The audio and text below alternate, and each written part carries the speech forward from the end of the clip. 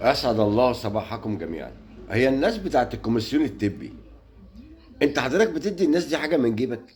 يعني انت، او ما هو هياخد معاش ابوه او هياخد معاش امه او هياخد معاش، حضرتك هتديله من جيبك؟ انا ما بقولش ما تديش، يعني اوعى تدي حد ما يستحقش، لكن جاي لك حاله رجله بايظه والعياذ بالله، او ما بيشوفش بعينه، لا تقدر تشتغل يمشي ليه حضرتك؟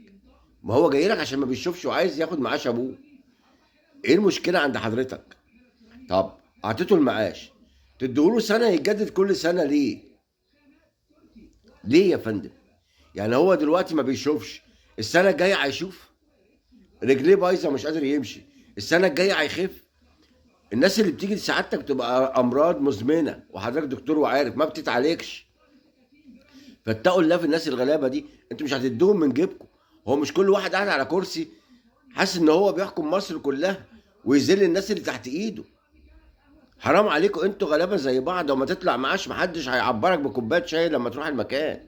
اتقوا الله في بعض، يتوب علينا ربنا.